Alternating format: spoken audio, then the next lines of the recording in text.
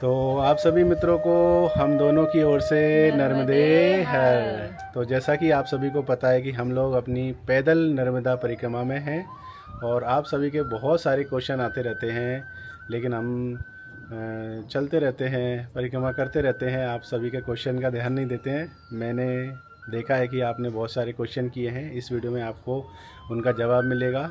और अगर आप नर्मदा परिक्रमा करने वाले हैं अभी या भविष्य में कभी भी, तो आपके लिए बहुत ज़्यादा ज़रूरी है कि आपको सब पता हो पहले से, मतलब पूरे नियम जान के ही आएँ, क्योंकि हमसे भी कुछ नियमों का मतलब पता नहीं था, तो इस वजह से कुछ गलतियाँ हुई हैं, और वो गलतियाँ क्या हुई हैं वो भी आपको बताएंगे। तो इस वीडियो में आपको बताएंगे, पहला तो ये कि नर्मदा परिक्रमा के नियम क्या क्या हैं, दूसरा ये कि नर्मदा परिक्रमा कहाँ से स्टार्ट करनी चाहिए, और तीसरा आपको बताएंगे कि परिक्रमा खंडित कैसे होती है। ठीक है, तो इस वीडियो को देखना आप।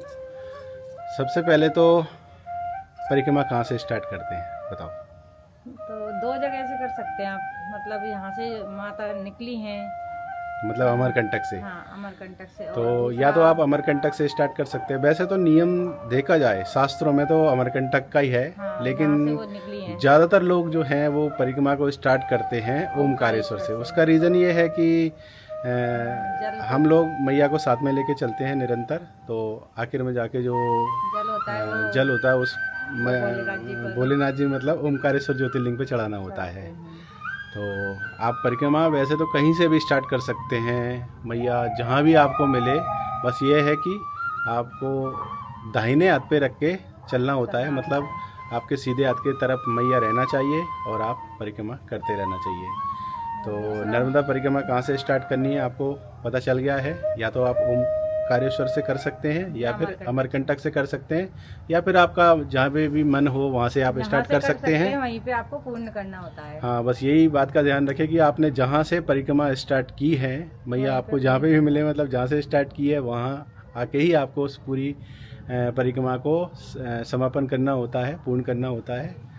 और इसके बाद अब आपको बताते हैं कि नर्मदा परिक्रमा के नियम क्या क्या हैं। वैसे तो बहुत सारे नियम हैं, लेकिन हर नियम का पालन होना अब संभव नहीं है, क्योंकि पहले शास्त्रों में जो बताए गए हैं, पहले डैम नहीं थे। तो पहला नियम तो ये था कि मैया के किनारे किनारे चलना होता है, लेकिन अब इतने सारे डैम बन चुके हैं, तो बहुत सारी ऐसी जगह आती है जहाँ पे हम किनारे नहीं चल पाते, संभव ही नहीं है, किनारा ही बहुत नहीं है। दूर दूर हो जाती है मैया हमसे। और दूसरा ये है कि आपको मैया को साथ में लेकर चलना होता है। मतलब यात्रा को स्टार्ट करते हैं, परिक्रमा को शुरू करते हैं, तो वहाँ पे एक पूजन होता है, मतलब संकल्प होता है, संकल्प पूजा। पंडित जी को दक्षिणा दे करके आप संकल्प पूजा करवाते हैं। फिर पंडित जी जो है आपको पूरे नियम की जानकारी देते हैं, बताते हैं कैसे क्या करना है। तो वहाँ आप मैया को एक सीसी में, बोतल में छोटी सी भर करके अपने साथ लेकर चलते हैं। तीन चीज़ें लेकर चलते हैं: दंड, कमंडल और मैया। ये तीन चीज़ बहुत ज़्यादा अनिवार्य हैं।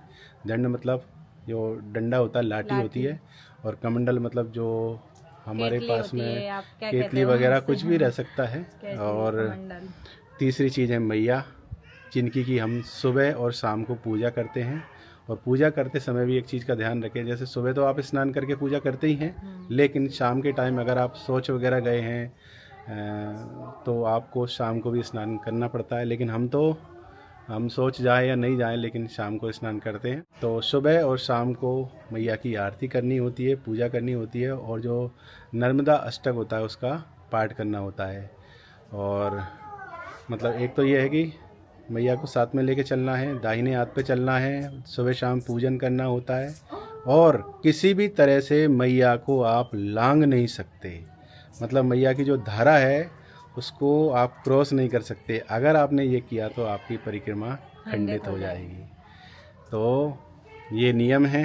और एक चीज़ और है जिसका कि आपको ध्यान रखना होता है, लेकिन हमें पता नहीं था, इस वजह से हम लोग नहीं कर पाए, और वो है जब आप परिक्रमा स्टार्ट करें तो मुंडन करवा के निकलें। पूरे ये बाल हैं पूरे साफ़ करवा के, और ये सब कुछ। लेकिन हमें इसकी जानकारी नहीं थी, तो बाद में बहुत सारे कमेंट आए कि आपने मुंडन नहीं करवाया, आप परिक्रमा पे चले आए। तो आपको बता दें भाई, हमें बाद में रियलाइज़ हुआ इस चीज़ का क्योंकि हमने स्नान किया और स्नान करने के बाद हम संकल्प पूजा कर रहे थे। उस समय पंडित जी ने बाद में बताया, संकल्प पूजा करवाने के बाद उनको भी पता नहीं, याद नहीं आया क्या, नहीं तो अगर वो पहले ही बताते तो हम दोबारा स्नान करने चले जाते मुंडन करवाने के बाद, लेकिन उन्होंने बताया नहीं तो हमने कहा चलो अब करते हैं। पंडित जी ने भी बोल दिया चलो अब कोई दिक्कत वाली बात नहीं है। मुंडन कार्य करवाना इसलिए भी ज़रूरी है क्योंकि 4-5 महीने की ये परिक्रमा होती है और ऐसे में क्या बाल बड़े हो जाते हैं। अगर आप मुंडन करवा के नहीं निकले हैं तो जैसे अभी मैं ऐसे ही निकल चुका हूँ, अब धीरे धीरे करके ये बाल बड़े हो जाएंगे, फिर मुझे समस्या आएगी। तो मुंडन वैसे भी करवाना चाहिए और नियम तो है ही, तो इस चीज़ का ध्यान रखें। और अब आपको बताते हैं कि नर्मदा की जो परिक्रमा है वो खंडित कैसे होती है। हम जब संकल्प करते हैं पैदल परिक्रमा करने का तो हमें पैदल ही करना चाहिए। होता क्या है कि शुरू में लोग जब निकलते हैं घर से सोचते हैं कि यार दिन में 30 किलोमीटर 35 किलोमीटर या 40 किलोमीटर चलेंगे, नहीं तो फिर लेट घर पहुंचेंगे। तो इसलिए वो क्या करते हैं शुरू में ज़्यादा चल लेते हैं और फिर धीरे धीरे करके उनकी शक्ति जो है वो क्षीण हो जाती है, शक्ति कम हो जाती है, थक जाते हैं। तो ऐसे में समस्या ये आती है कि फिर बाद में वो नेगेटिव चीज़ों की ओर चले जाते हैं, सोचते हैं यार पता नहीं परिक्रमा कब पूरी होगी, इतना थक चुके हैं, परेशान हो चुके हैं। तो या तो वो बाइक ले लेते हैं या बस से चले जाते हैं, कार से चले जाते हैं, लिफ्ट लेके बैठ जाते हैं, लिफ्ट लेके चले जाते हैं। तो ऐसे में वो परिक्रमा खंडित ही मानी जाती है। और दूसरा तरीका है खंडित होने का कि जब हम गलती में, जाने में, अनजाने में मैया की जो धारा है वो क्रॉस कर जाते हैं तो भी परिक्रमा खंडित हो जाती है। तो इन चीज़ों का ध्यान रखें कि आप चल रहे हैं, किसी भी नदी को पार कर रहे हैं तो सबसे पहले आसपास के ग्रामीण जनों से या 2-3 बार वेरीफाई कर लें। एक व्यक्ति ने अगर बता दिया कि हाँ ये मैया की धारा नहीं है तो दूसरे व्यक्ति से भी पूछा कि हाँ ये मैया की धारा तो नहीं है, तो ही आप उसको क्रॉस करें। वरना अगर आपने गलती से भी क्रॉस कर लिया तो आपने जो 1 महीने 2 महीने 3 महीने जितनी भी मेहनत की है, तपस्या की है, क्योंकि माँ के पद पे चलना, मैया के किनारे चलना, दिन भर सुबह से शाम तक पैदल चलना ही एक साधना है, तपस्या है। तो यही है, मैंने आपको इस वीडियो में बताया कि किस तरह से हमें ये परिक्रमा स्टार्ट करनी चाहिए, नियम क्या क्या हैं, किन चीज़ों का ध्यान रखना है। बाकी अभी हमारी यात्रा सुचारू रूप से चल रही है, बहुत अच्छे से। और कुछ बचे हैं वो आप कमेंट करके ज़रूर बताएं कि कुछ रह गया हो जो हमने नहीं बता पाए। और ये तो एक और नहीं बताया आपने, कौन सा, कि वाइट कपड़े क्यों पहनते हैं। हाँ, आप लोग देखते होंगे कि हम लोग वाइट कपड़े क्यों पहनते हैं। तो मुझे लगता है ये एक नेचुरली या साइंटिफिक तरीके से भी जायज़ है। जरूरी नहीं है कि आप वाइट कपड़े मतलब जो लेडीज़ होती है ना, किसी भी तरह उनके लिए तो वो तो पहन सकते हैं, लेकिन जेंट्स होता है ना उसको तो वाइट कपड़े पहनना ही चाहिए। वाइट कपड़े सभी में मिल रहे हैं, लेडीज के भी मिल रहे हैं, जेंट्स के भी मिल रहे हैं, तो सब लोग पहनते हैं। वाइट कपड़े पहनने का एक और रीज़न होगा क्योंकि यहाँ हम लोग दिन भर धूप में चलते हैं और ये सफ़ेद कपड़ा जो होता है ना वो प्रकाश की किरणों को परावर्तित कर देता है और गर्म नहीं होता है, तो इसमें गर्मी कम लगती है।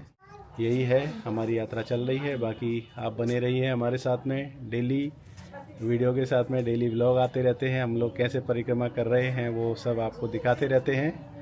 और अब इस वीडियो को करते हैं यहीं पे एंड। आशा करते हैं कि आप सभी को ये वीडियो अच्छा लगा होगा। बाकी आपके जो भी क्वेश्चन रह गए वो कमेंट में बताएं। मिलते हैं अगले वीडियो में, तब तक के लिए नर्मदे नर्मदे हर।